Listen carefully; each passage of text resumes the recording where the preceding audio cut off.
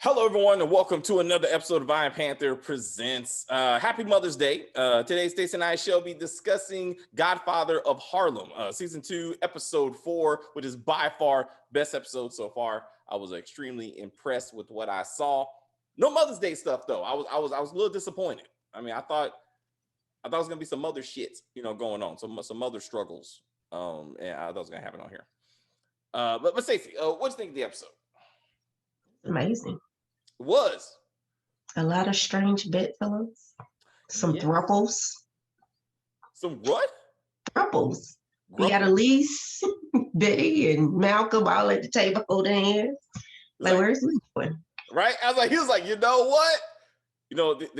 The holy Elijah Muhammad said, it's all good. It's all good. I mean, you can go Old Testament all you want. Okay, we'll get to all these things. Yes. This was a good episode about compromise. That sometimes you gotta put some shit aside to get to the greater goal. Okay, whether that be race, whether that be gender, whether that be genuine hatred, whether that be somebody's fucking your man or wants to fuck your man. Like sometimes you gotta put that to the left and be like, you know what? We need to come together for some bigger shit. All right. So we got Bumpy and Chin who have solidified their business relationship to include murder of a newly made boss, a long-term friend of Chin. Mm-hmm. That Chin picked that money. Like he said, you know what? I mean, this black man may be beneath me, but you know what? We're making money exploiting black people. So let's focus together on exploiting black people. And don't forget that, all right? Bumpy Johnson is making money with a racist Italian off the backs and addiction and exploitation of black people. He's not a hero. Stop it. He's not a victim either. Because some of y'all in the comments are like, well, David, you was just coming up in the struggle. Kiss my black ass. Bumpy is a rich businessman, as all rich business people do, decide that their profit is more important than the lives of their customers. That doesn't change in business, no matter what that business is. They always put themselves above everybody else. Message. I'm just saying, just shut the fuck up trying to defend this dude. And just because he's black don't mean he can't be a villain. Anyway, my bad. I'm sorry. I'm sorry. Anyway, I digress. My point is, it was awesome. I stood up when Chin and Bumpy turned the tables on their boys. I was like, oh shit. Like this. Yeah, I thought that was gonna go a completely different direction. Whole different direction, right? But they shot that fucker in a minute. I was like, oh, bye, dude. It's like you were looking at the pictures, all kind of shit. I was like, oh, they really friends. I was like, Chin is gonna fuck Bumpy again. He was like, nah. We gotta get that money. So, bloop. So let's see. Ernie and now Chin have to hide the death of senior Italian gangsters, and ain't gonna be no consequences to this shit. Like that does not seem realistic. Like Chin is not asking the question where his boy is at. He's just magically dead. What happened to the porn business? Somebody's got to pay. I mean, Benny is just gone. He just went back to Florida on his own. A man who complained about being in Florida just packed up his shit and said, you know what? I'm not going to talk to my boss and friend. I'm just going to leave. Ernie, you tell him I left. That doesn't make any sense. What happened to the porn star? Like, where did she not come back to a bloody set? Did she not? I mean, are we going to talk about that? Anyway, Bumpy and Chin sitting there as equals at the beginning and end of this episode in a black club, not an Italian club for the record. That's something. They're like, hey, you know what? As long as we stick together, we got this. But remember, Bumpy is still silently snitching. So that's he did, for the record, and that's another thing. Where is those FBI agents? Like, he did not agree to that agreement. Like, he got out that car, but where is said he didn't. move. He didn't agree. He got out the car, but you haven't seen those guys since. I mean, to your point, you haven't seen those guys But since. when they did the whole bus thing and we're taking you to jail and all that stuff, what was that about then? If he wasn't in on the hustle. He was, but he said, I'm not a snitch. I'm getting out this thing. I see your point, but I'm like, you don't see any of that happening. If maybe at the end of this season, it's somehow magically the FBI shows up, then that goes against Bumpy's, That's my point. When they were sitting there and said, we got to stick together, and Bumpy had this look on his face like, oh shit, I'm about to sail you up the river. Oh, that's how you took it? That's how I took it, because he had that look on his face like, yeah, we got to stick together. Until I think he realizes that Chin is not in this for personal friendship. Like, it's all about the money. Like, if it's Chin, business. So if Chin can figure out how to get to these other black people without Bumpy, he will sell Bumpy down the river or just kill him and put him out the way. So yes. Just like he did his friend. Exactly, right? So if Method Man's character was still in the game, which he's not, but if he was, I could see him being the next one where Chin may try to go around Bumpy to be like, hey, is there a lieutenant I can talk to get directly? So Gaetano, is that his name? The one that got the knife to his throat. Was that his name?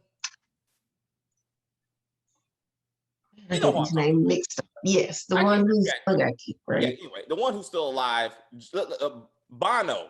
Banano. Sounds like Banano. So Banano. But let's call him Banana. So Banano, fuck it. His offer of 40-60 split was actually pretty good. Mm-hmm. And I think if Bumpy would have put, if Banano wouldn't have said, I think you're smart for a colored, I'll start using that in just random conversation. For a colored or just for anything? You're smart for a colored. I mean, I just couldn't. I was like, this is Bumpy's main issue all the way around, right? Like his daughter said to like Elise said to Malcolm last season, right? Like Bumpy just wants to be seen as an equal to these Italians, to these white men, right? So Chin saying we are 50-50 gives him the respect that he's been looking for, that Chin sees him as an equal, someone who's called him a nigga to his face, okay, and tried to kill him and his people several times. For Chin to be like, you know what, we're here together. We can sit on this couch together. I see you. I see you as another man. Let's do this. He was like, I think that was the bigger payment than the money. Mm-hmm. And he wants to be a man of his word. It was great. It was awesome for that team up. The next team up, relationships, right? So Mamie. I want to call her Mamie. Sorry, Mamie and Amy have to rap group, Salt and Pepper. So, the 1960s version. Well, neither one of those was actually a white girl, but what was lighter than the other? All right, you got light ass woman. You have paprika and turmeric. Okay, there you go. Let's go for that. My point is, but as much, okay, so this issue of being a woman, being black, being a black woman was a conversation I wanted to have when I was watching this Blackish episode where Rainbow Johnson, 2020, time frame, is partnering up with her white friend to fight, for women equality, equal payment for women. Very important issue. All women deal with this, right?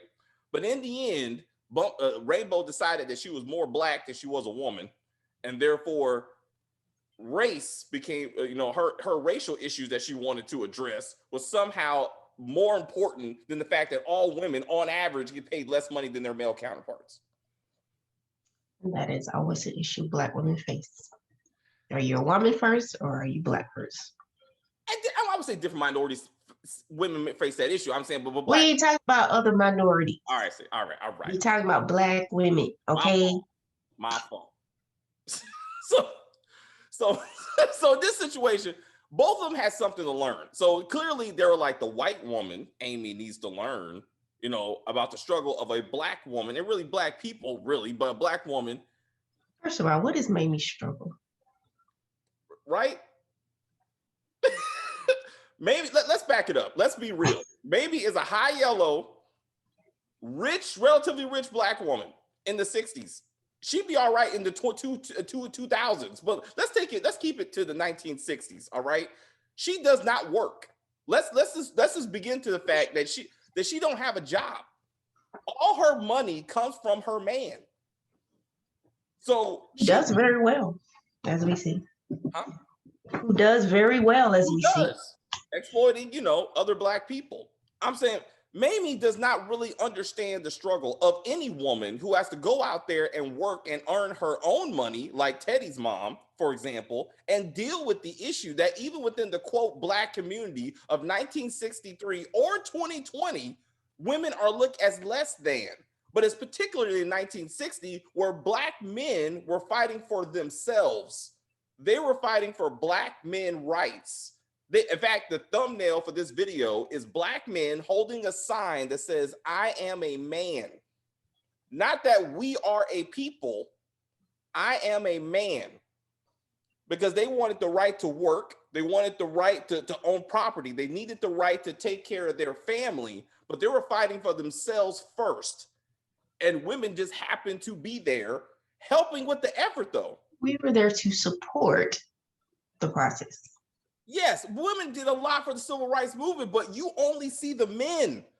Like because they were, and I'm like, so even within the quote black construct, women are still fighting to be like, we are equal to you. So I'm saying, as much as Amy had to learn about the black struggle, Mamie should learn about the woman struggle, to see that, put race aside just for a minute and say that even women to this day are struggling to be seen as equal to any man. So that was a movie that came out 20 years ago, right? It's based on an Anne Rice novel. Can't think of the name. I think it's Feast of All Saints. And so it was about free black people, enslaved black people, poor white people, rich white people, right? And it showed like different, you know, kind of the caste system in a sense. And I think it was Ben Vereen was married to Foxy Brown, whatever her name is. Anyway, they were married. Pam Grier, you're talking? Yeah. All right. I thought you meant like Foxy. I was like, she's the actress? Anyway. Oh, no. The original. My bad. And Ben Vereen was a free black man. He owned a funeral home, did very successful. He was fighting for, you know, his rights as a free black man or whatever. And his wife was like, yeah, you know, you still can own property. You still can vote. I can't do any of that as a woman. Even though I'm free, I still can't own property. I still can't vote. You know, she couldn't work really. So even though she was free, she had no rights. Everything was under her husband, who was black and free and above even some of the white people in that particular system. But, you know, it's different levels. So I just thought that was interesting. It's still very true, because as much as we still deal with race in America, this is not a systematic racial country, because the Civil Rights Act of 1964 will be passed, you know, as the show goes on. But even to this day, black people have achieved something that white women haven't. A black man was president for 8 years, and a black woman was vice president already. Two positions that a white woman has not achieved, okay, for the record, okay? And if you want to talk about finances, black men who dominate the NBA, all of them make more money than their women counterparts, no matter what the race is. I'm like, that's a fact. You look at soccer, men's soccer team are not as successful as their women counterparts, but they make a lot more money than their women counterparts. Like, and women were complaining about that. They were like, why is that? I'm like, and you look at college is the same damn way. They just had that on TV like a couple of months ago. The men's college team had much more workout equipment than the women did. gender. All right. Like I mean, and those are kind of things that you're still struggling with. But anyway, it was awesome to see the two women come together. But for her, Amy, to be like, I learned, but when your lover comes into his penthouse in his penthouse and sees you sitting next to his wife, and he just fucked that woman like 2 episodes ago. It was a few more, but whatever. It was this season. He fucked her this season at the club. Yes. No, that was last season. They did the flashback at the beginning of this episode, but that was last season. My man. All right. He got that ass after he wouldn't sleep with her because she had a black. And didn't get paid for it. He did it for free. That's right. He fucked her for free. And anyway, where am I going with this? Okay. His face was classic. That is a trained actor right there because he had that true, what the fuck am I looking at? Mistress and my wife at the table together. Kind of like when Ghost saw AJ and Tasha canoodling. I was about to say it. When he walked in, and Ghost was like, what's going on here? Are they planning to kill me? Oh shit! Did they realize they're better off with me dead? Oh shit! It was classic. It was absolutely classic, and it was awesome. He was like, you know what, baby, Mamie, you should be the one speaking for us and for your people. I bless you with this. I give you permission to go out there and go speak with this white woman about our struggle. But when they were doing the will, right, and it was Bumpy who was dividing up his assets to his family, Mamie didn't register the problem that she has nothing without him. That if she divorces him and just leaves, that was the time. Like that, it was what it was. No, it was what she chooses it to be. Like whatever she making to like, I need my own shit. I'm looking at Amy. I'm looking at this rich white woman who I thought had a husband. I mean, he may be old. I thought she had a husband. Yes. So where the fuck is that dude? But I'm like, is that where she got her money? Like, where did she get her money? No, she said she's an heiress. You know what I'm saying? Like as maybe, okay. You know what I'm saying? But she does have a rich husband who apparently is not around enough to know that Bumpy is fucking his wife. And like, you haven't even seen this dude. He's probably with his mistress somewhere. I don't know. Rich people. Anyway, my point is, for Amy to have this, I just learned what a black people go through moment. Bumpy, look what I learned today.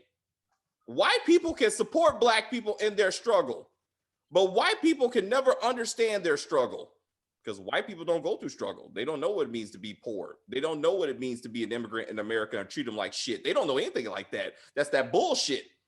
All right, the Irish came on here. They got shit on because they were Irish. Jewish people still get shit on. You know what I'm saying? Like almost every immigrant population. Everybody got shit on when they came here, when they first came here. That's what I'm saying. I mean, we got a lot more of it. We were putting slaves. Let's talk about indigenous Americans who still get shit on. Like, do you remember that? I mean, as much as we fight about getting our equal reparations in this country, do you fully appreciate that none of this land is ours or the white man's to give it to us? It belongs to the indigenous Americans who are still living in this country, realizing that their country is taken away from them. And still is. So, get in line. Anyway, my point is, for Amy to have her my woke moments about what that we can only support and help the black people through their struggle. Where's Mamie's moment of, you know what? You are an independent woman. Put race aside a little bit, Mamie. Amy does what she wants when she wants. She don't have to have a man to go, hey, can you give me some money to help my process? Can you give me money so I can go over here? Amy is independent. Mamie is not. And she should be like, you know what? When can I be independent? Like, why is it I'm not out there earning my own shit? Like having my own thing. Where's her aha moment? Well, she might get there. I don't know. She'd just be completely comfortable staying at home with Margaret and doing voter registration and volunteer work and all that stuff. I mean, not every woman wants to have a career, I guess.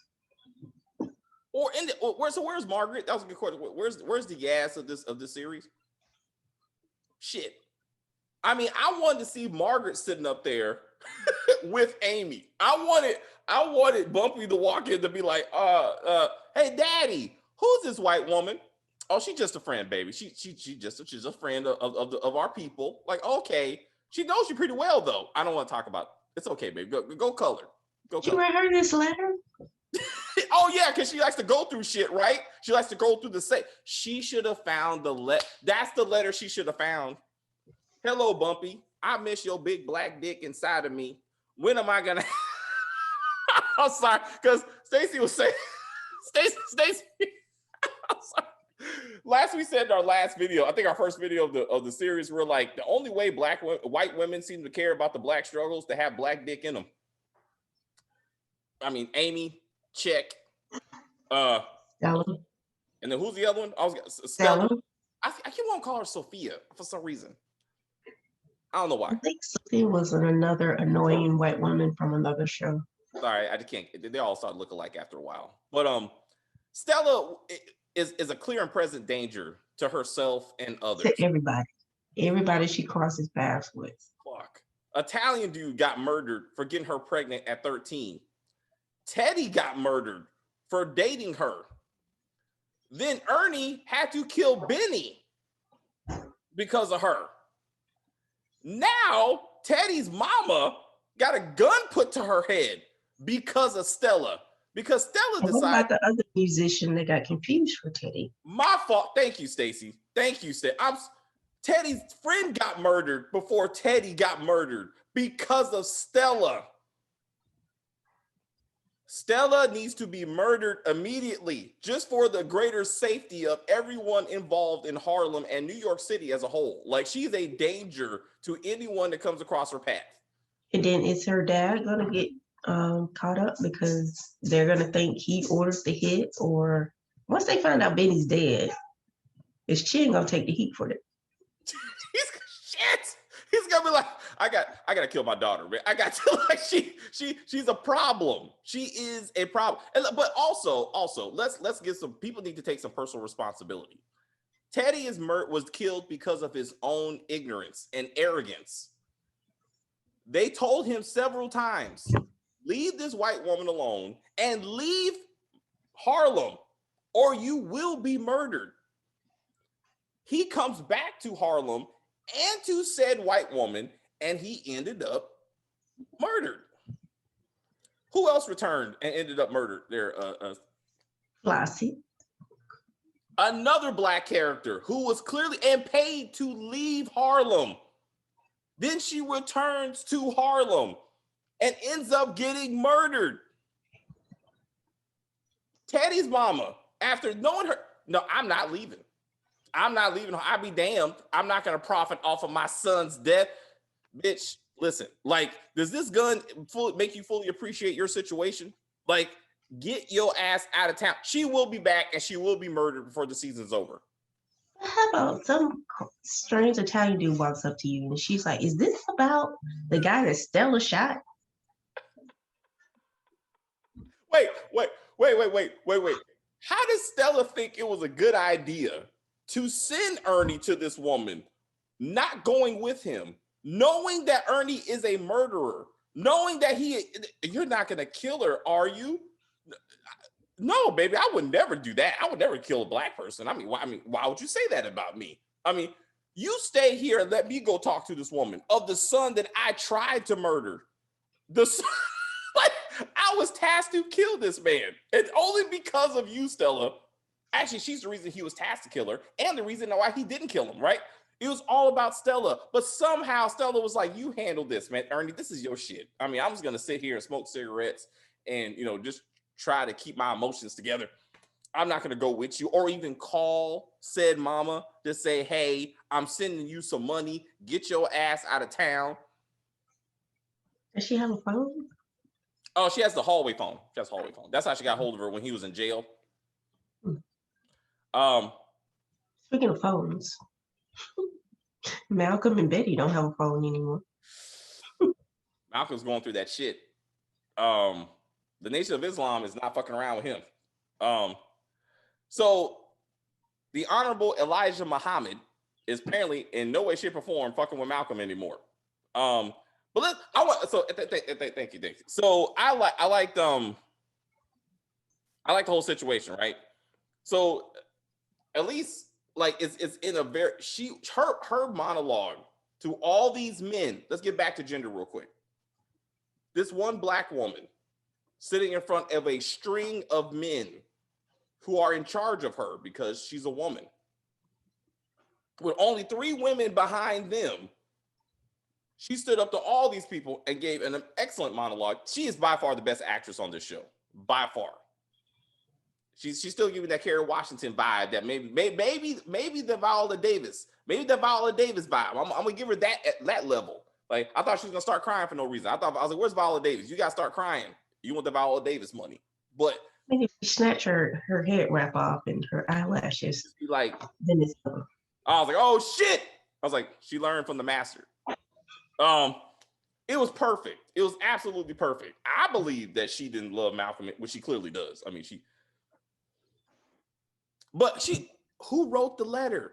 It was that black woman in the back. She wrote the letter. I know she wrote the letter. I mean, who else would know about your relationship? The letter was written, I hate to say it, like, and it looked like a woman's handwriting. It looked like a woman wrote it. It was clearly Captain Henry got the other woman in the back to be like, you need to write this letter and send it to Sister Marnie.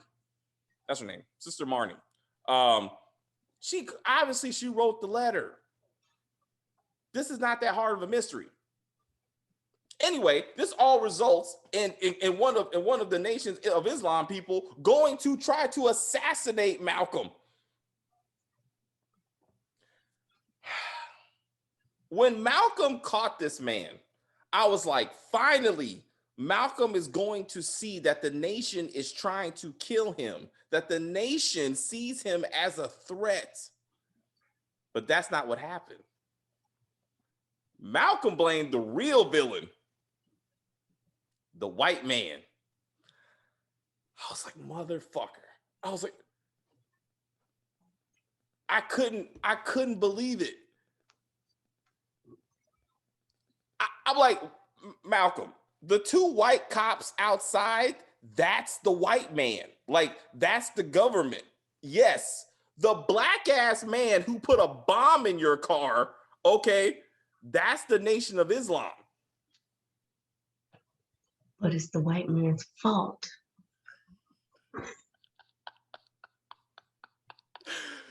This is a learning opportunity for us, black folks. Like, we got to stop this shit. We really got to stop this shit. Like, sometimes we have to acknowledge that as much as we're scared of white people, right? Not that we shouldn't be at some levels. On average, in the end, the biggest threat to black people are other black people. Like, I was like, this is a perfect moment to go, you know, when you're pointing over there, sometimes you need to point right here. Sometimes you need to go, oh shit, it's the black man sitting right here who's about to shoot me, not the white man over there. I'm not gonna make fun of murder. That's not what I'm doing. It just irritated the fuck out of me that Malcolm cannot see the evilness of black people. He refuses. This version of Malcolm refuses to acknowledge that black folks can hurt other black folks all on their own. All on their own. This ain't got nothing to do with the white man. But if the white man was doing his job, he would have stopped the black man from going over there to put the bomb in the car.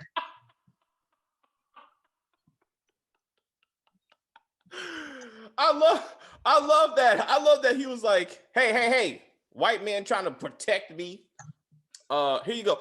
So I forgot about the fact that the FBI actually has that mosque bugged.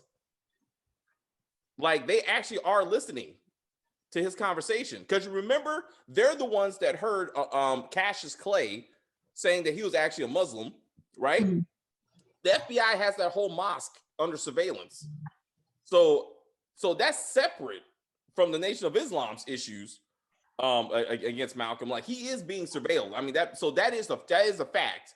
But it was the nation that wrote that letter. It's the nation that's cutting off your utilities. Okay. So let's get back to the last team up. And throwing bricks through the window. That too, right? I mean, that was probably the nation too.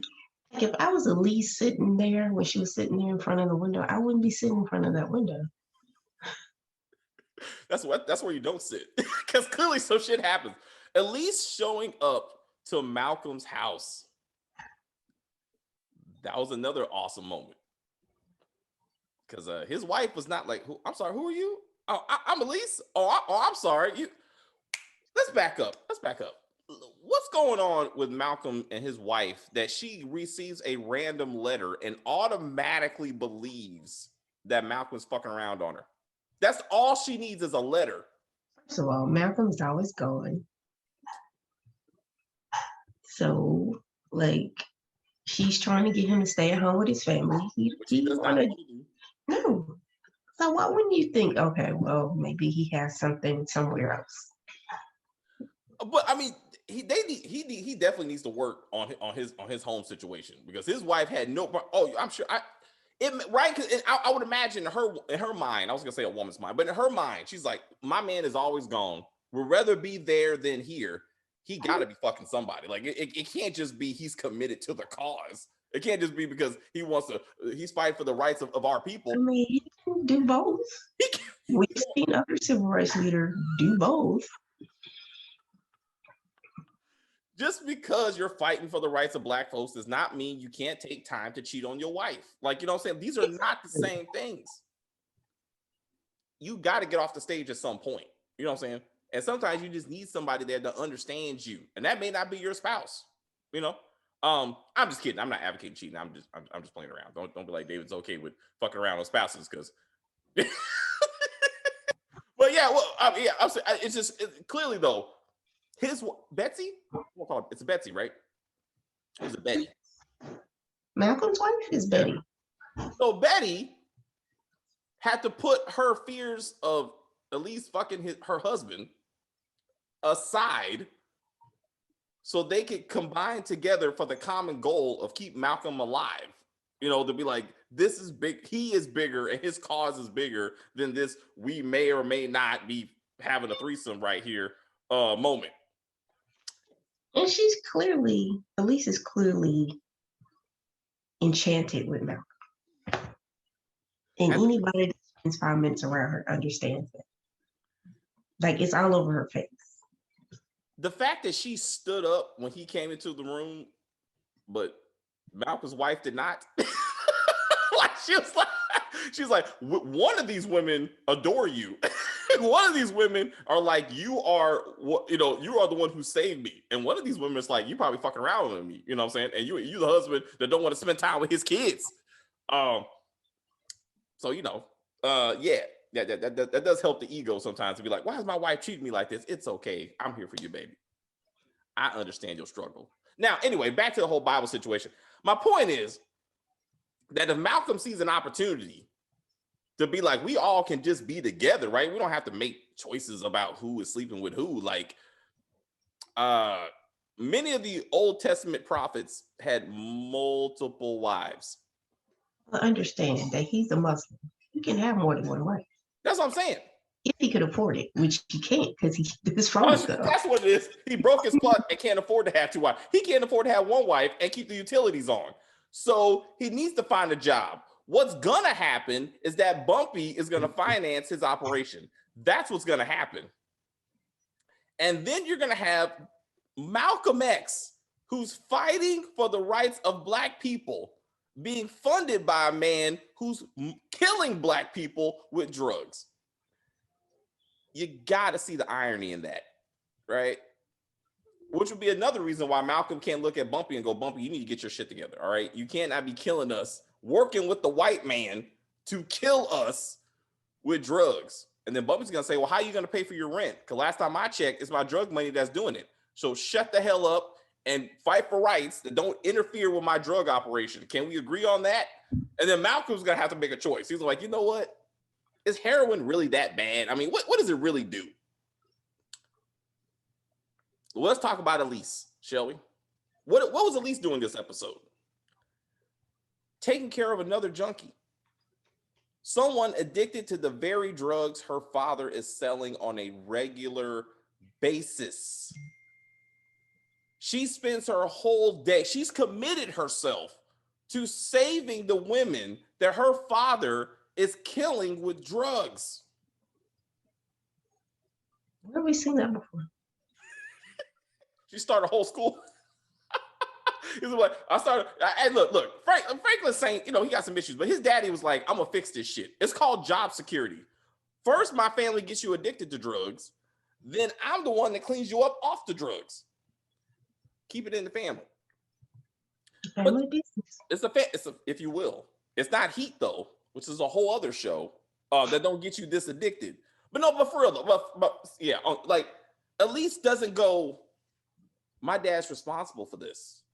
Like, he's the reason all these women are sitting up here with all these tracks on their arms. He's the reason that she was sitting there with tracks on her arms and on her feet, okay, and sucking dick, you know what I'm saying, and robbing stores. Like, her father is the reason for all of that because he's the one who continues to pump heroin into his lovely Harlem and to help other Black men do the same thing in their Harlems. And don't forget, Malcolm was also a drug addict. Also true. So he should be like, this ain't okay, bro. Like, I know what drugs can do, and you're not helping us. As much as we root for Bumpy, he is a villain of this show. And also to the speech that Elise gave, she said it's worse to be a liar, right? Than to be ignorant, because at least the ignorant person is not lying, right? Like a believer versus a non-believer. If you're a believer and you turn against the nation, you're worse than a person who doesn't believe. Mm-hmm. Bumpy's worse than Chin, because Bumpy is a part of this Black community. He knows the oppression that Black people are facing, particularly at the time, and he continues to be like, fuck it. You know what I'm saying? One of us needs to make money, and that's going to be me. Let's talk about homophobia real quick. Oh, you remember? Hold on. His two black assistants. What's their name? Curly head and the other dude. Oh, Ned. And, you know what I'm talking about? Yeah, wavy hair and the other guy. Yeah, the two guys in the car, right? His two trusted dudes. Anything he needs done is those two dudes. Which I don't know why the Italians didn't watch those two Black ass men follow them around in a car all damn day and then go, hey, boss, I think we're being followed by two Negroes. I mean, I keep on seeing them, but no, it's all coincidence. It's all in my head. It's fine. It's fine. Don't worry about it. I'll just take you from place to place. Anyway, these two strong Black men, straight Black men for the record, see Italian men saying goodbye to each other with a traditional kiss. This turns into a conversation of those Guineas. I ain't with that gay shit.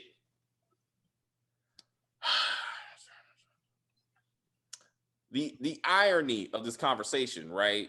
Because season 1, same two Black men got, quote, big dick buster to ass rape two Black men. One more time. The two Black men in season 2 who are saying, if you even try to kiss me, I'm going to kill you because I'm a Black man and I'm not with that gay shit. Betted on how long it would take Big Dick Buster to ass rape a Black man to the point that he would reveal who hired him. Which turned out to be Chin, the same guy their boss is working with, just for the record, just to make sure we're all on the same sheet of music here, okay? Then, same two Black men got Big Dick Buster to ass rape the Black man who raped Elise.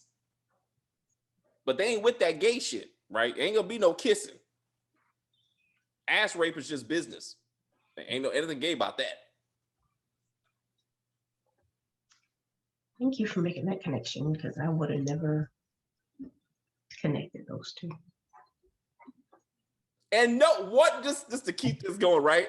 So in 2020, right, as much as Black men in particular who are like, We got to fight for our rights. We are equal, right? We're all in this together. We got to fight for equality for Black people. How many of you are willing to stand up for a gay man or a transgender woman?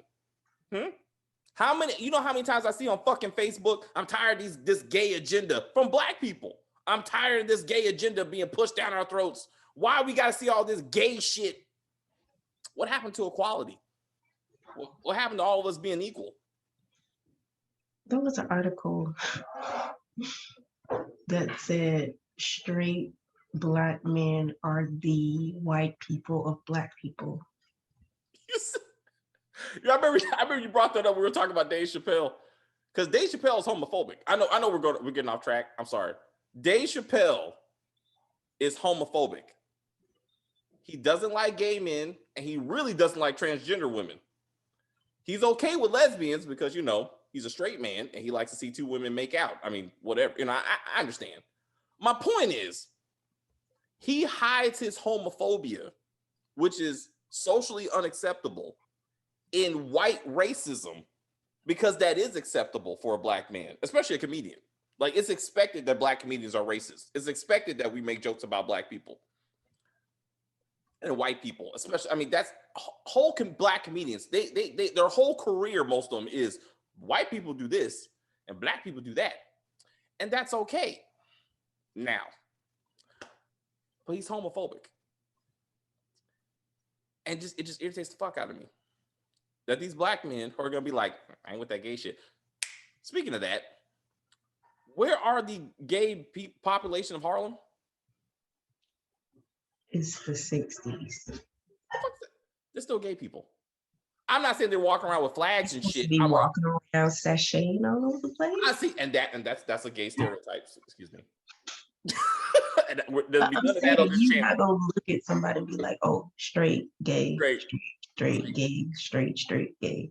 But, like, no. I'm saying, but on the Italian side, we saw that Ernie, right? He went to that gay club for white men, and he like tricked that guy into helping him, you know, manipulate the numbers, right?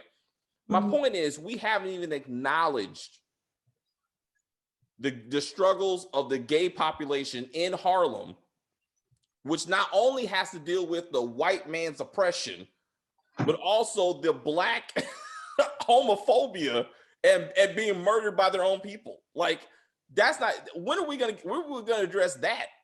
We got to pick a struggle. We can't do all that. I'm just saying, bro. And we gotta get an episode on police brutality. Let's get an episode, okay, on the fact that Black folks are scared of their own people. What's that show? With Tick and Letty and all of them. Fuck. With Tick. What?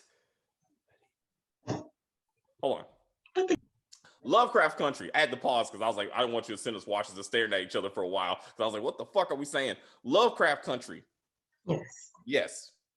The whole coming out episode. Like, this isn't Lovecraft Country. Okay. I'm not asking for the whole transgender like show that we had in that show, but the same homophobia of Black men in that show, as they're still fighting the white man's racism, was a very important image. And I'm saying they need to address that. Anyway, real quick, back to the mother issue. The fact that this was a Mother's Day episode, it would have been better if this was a set on Mother's Day. So then Teddy's mom is there, you know, she even been to her son's grave, you know, like been to the grave. She's feeling bad. Like she's like, to acknowledge that he passed, so we somewhat give a fuck. Like, I really just blame Teddy for his own death. But then that would have been a good moment for then Ernie to show up on Mother's Day, be like, hey, get your ass out of town. This would kind of give me some reason why she's like, no, you know, this is Mother's Day. I lost my son. I'm not leaving. You know, get your ass out of town. Also, Mamie talking to Amy about women's rights, right? On Mother's Day. So when Elise shows up and Margaret is saying Happy Mother's Day to Mamie, then Elise says, I'm that girl's mother. And I'm not gonna, like, I'm gonna fight for my right to be her mother. Like, I'm her mom. And that could start that process. This Sunday Bells Day would have been a good episode to really get into that problem. I'm saying. But anyway, excellent episode all the way around. Well acted, well written. And I'm looking forward to episode 5 because and this all we talked about this. We did talk about the consequences, right? Like for Chin and Bumpy to go around the other families, we said like there's going to be consequences. Mm-hmm. There needs to be consequences to Bumpy kidnapping the police chief's whole family. Like I forgot about that. Cops should be beating the shit out of any black person they get their hands on. Like, it's not okay. I'm not, but I mean, that makes sense though. That's realistic. That this cop is just not going to sit there and take that. Like, he's going to be like, I will get Bumpy back one way or the other, right? Like, that needs to come at some point, or it's not going to be realistic at all. They don't have to deal with that. It was funny when Powell was talking to Malcolm about scandal and indiscretion, and he was like, "Yeah, I've been through this before, but mine was true." Like, I did that shit. I was guilty. No, I did that shit. I be fucking my sisters all the time. Actually, I love myself some light skinned women. So, hey, Mamie. Once again, how about colorism? Are we gonna get into that? Are we gonna get into that? Mamie lives a pretty good high life because her husband was like, I'm gonna give me a nice high yellow woman to show I got status. You know what I'm saying? Unlike dark ass skin Elise's mom, right? So, you know, like it'd be interesting. Like, is she ever gonna face the fact that Mamie also lives in a bubble? Yes. And doesn't see the struggles of the regular black women, the single mothers out there, you know what I'm saying, who has to deal with all the fucking drug problems that her husband's creating for their community. That would be nice too, because right now she's living off that, if you will, black self-righteousness. I won't say privilege, but she doesn't have this like air of, we're the black struggle and you gotta listen to me because I'm the only one that understands, you know, hardship. Yes. But her husband does make sure that his dead employees' families will want for nothing. He's real about that. That's a hell of a pension plan. I mean, if he did that for all the people who died from the heroin that he sold, then that would be awesome. Sorry, buddy. If you're an addict, there is no pension plan for that. Sorry, buddy. Anyway, in fact, Harlem should treat Bumpy's dealing of heroin the way we treat tobacco. That people can smoke themselves to death and then sue the tobacco company for making them smoke themselves to death.